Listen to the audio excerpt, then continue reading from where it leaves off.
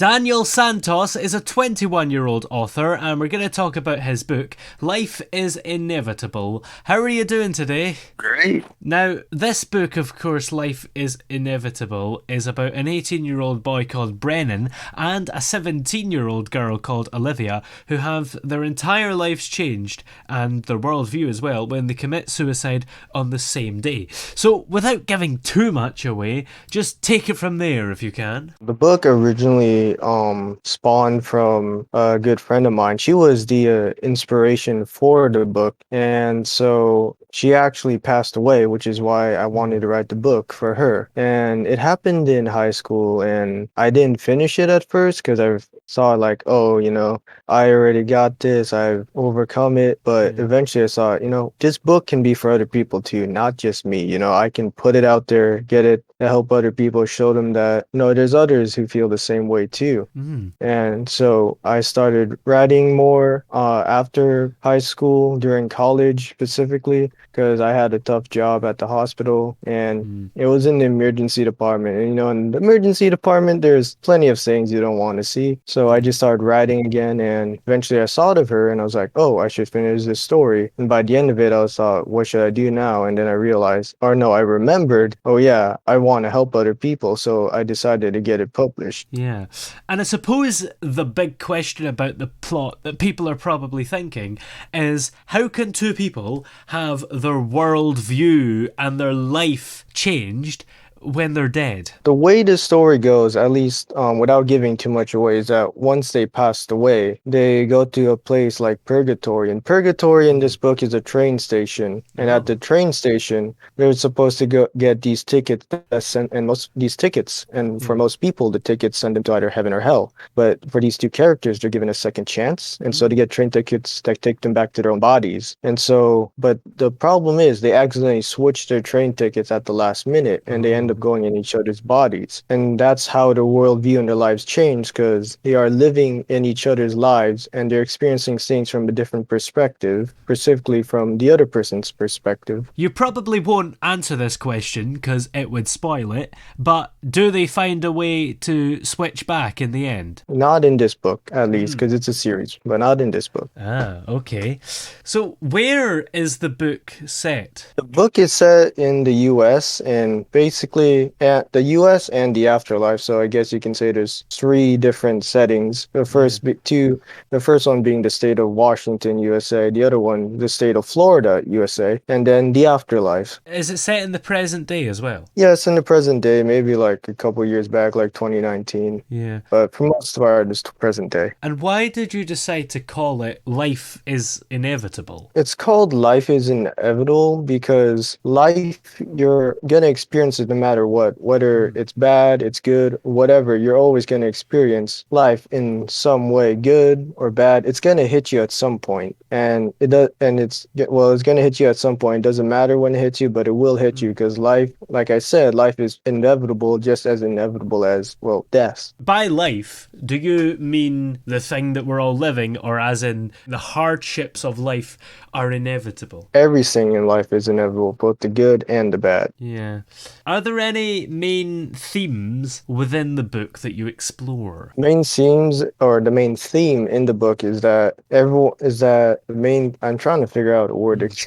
I had it in my head. That's the strange thing. But the main theme of the book is that you need to see things from a different perspective to fully realize or to fully know what people are going through. Yeah, that's a good point as well. Is there an element of enjoying life and not taking it for granted as well, maybe? Because maybe these two characters were quite grateful to get a second chance. Yes, they are grateful eventually. Not at first, but eventually, because, after something like that, you're not always grateful to be around, but eventually you will be at some point. It just takes longer than that. Some people take longer to get there than others. Was there anything in particular that inspired these characters? I would say back in high school, which here in the US that would be secondary school. Yeah. But back in high school, I would say I wasn't really that great of a person. Mm. Like if you met me back in high school, you probably would not want me to be talking right now.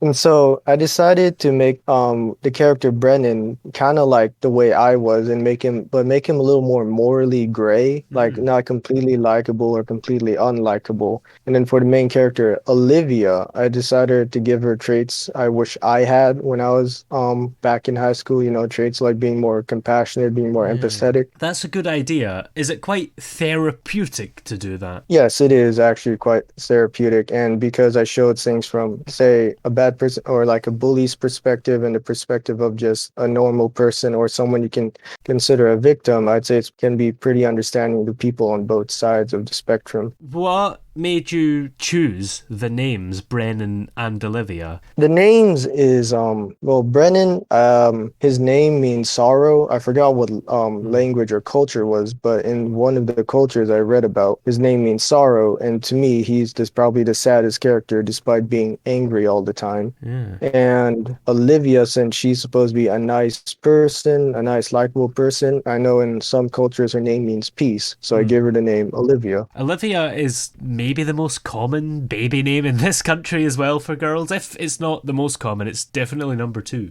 I didn't know that. And you're in the UK, right? Yeah. Oh, wow. I didn't know it was a common name in the UK Yeah. too. Because it is a common name in the US also. Yeah.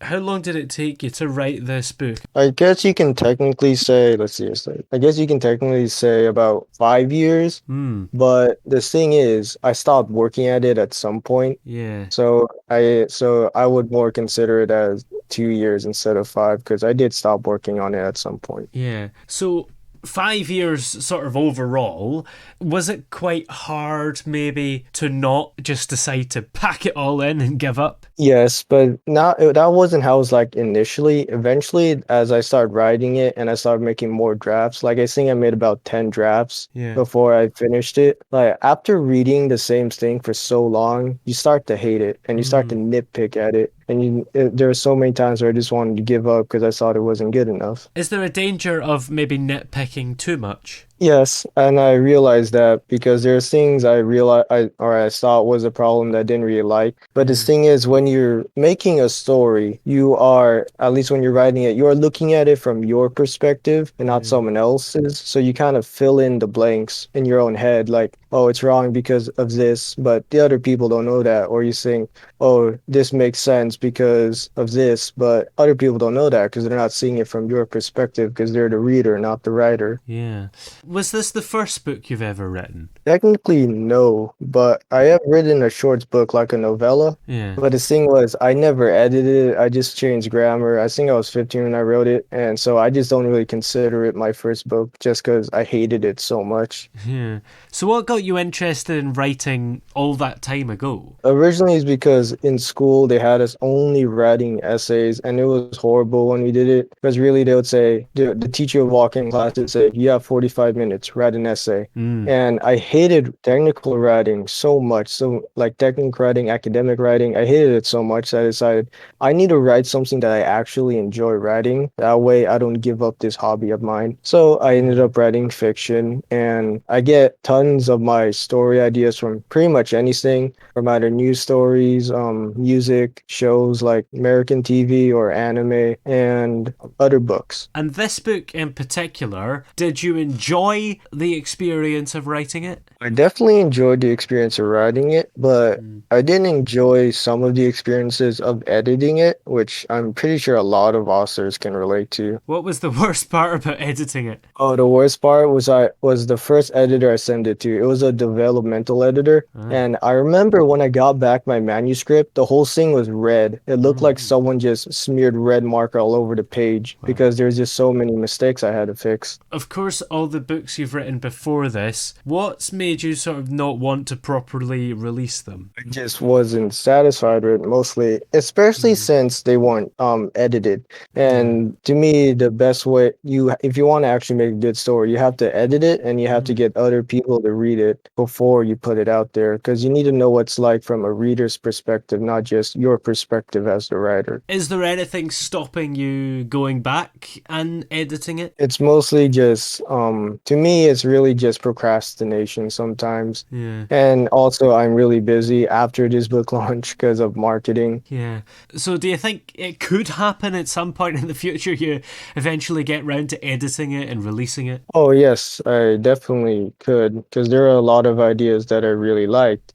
Yeah, I just need to find the old files I had. Yeah. And this book, Life is Inevitable, the cover on it is pretty cool, isn't it? Because you've got these two characters, presumably in maybe different locations, although it looks like it's the same roof, but there's two different colours and they're sort of back to back, aren't they? Yes. And I did that, or not me, I did that. I asked the graphic designer to Yeah. do that because the two different colors and the two different people, I wanted to show that they're two very different characters, even though they're going through the same journey, they're both very different. And the different colors were meant to complement their personality because most people think of blue and black as someone who's like not as happy or more dark. Yeah. And when it comes to like pink and yellow or orange or any of those bright colors, people tend to think of more happy stuff. And who was the designer, to give them a plug? His name is David. His username is David Collin Film. So that's probably his name as well.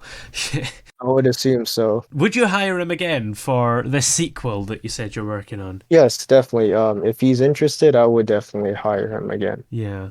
Could you imagine this as a movie or TV show, or is that not really something you've thought about? I've imagined it, but whenever I imagine something like that, I send it like think kind of unrealistically and get disappointed. That's not to say I don't think it'll be successful. It's more that Yeah. I think success will just fly in the window and be a lot faster than it really is. But if it were to be a movie or film, I mean a film, movie and films are the same.